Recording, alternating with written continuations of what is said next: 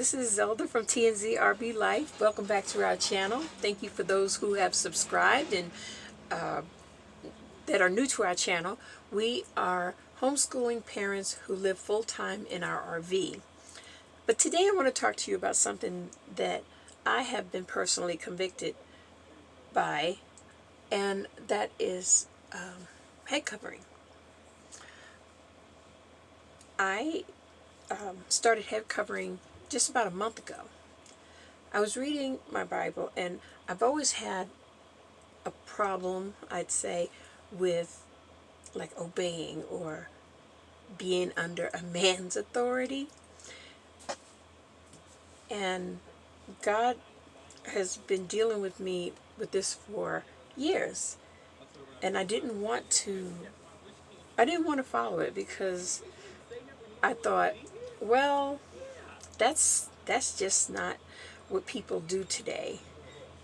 But I was more and more convicted after I was reading the Bible. And it's not an Old Testament tradition, because this is written in the New Testament to the Church of Corinth. And I'm going to read to you 1 Corinthians chapter 11, 2 through 10 right now, but it's from 2 to 16. Now I commend you because you remember me in everything and maintain the traditions, even as I delivered them to you. But I want you to understand that the head of every man is Christ. The head of a wife is her husband, and the head of Christ is God. Every man who prays or prophesies with his head covered dishonors his head. But every wife who prays or prophesies with her head uncovered dishonors her head, since it is the same as if her head were shaven. For if a wife will not cover her head, then she should cut her hair short. But since it is disgraceful for a wife to cut her hair off or shave her head, let her cover her head. For a man ought not to cover his head, since he is the image and glory of God. But woman is the glory of man. For man was not made from woman, but woman from man. Neither was man created for woman, but woman for man.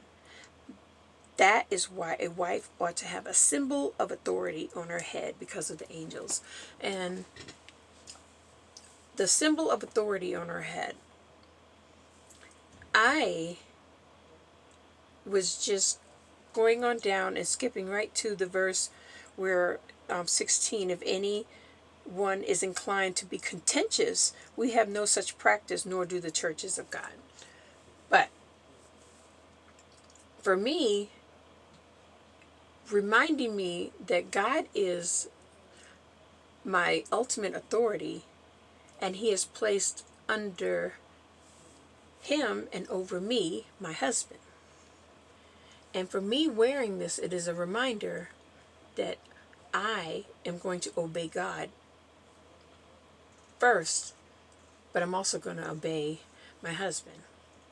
And we talked about this, and at first I was a little worried because I wasn't sure how he was going to take it, but he didn't argue with me. And, you know, for me, I need to obey God over men. And actually it's right in the Bible. We must obey God rather than men. And that's in Acts. But I have been very convicted, and I know it's different, but I pretty much wear my head covering anytime I am out now. Most of the time inside, because it reminds me, because sometimes I will snip, and then I remember, I said, no, you know, I need to learn to first trust my husband, but obey. And I know there may be women out there who go, but like I said, I'd rather obey God than man, and that is my conviction. But I did want to come on here and share that, and I'll be showing you and a few of my head coverings that I received so that you can see them. So just want to share this with you and let you know I felt that I needed to share that with you because I have received a few comments on it and I wanted to address it.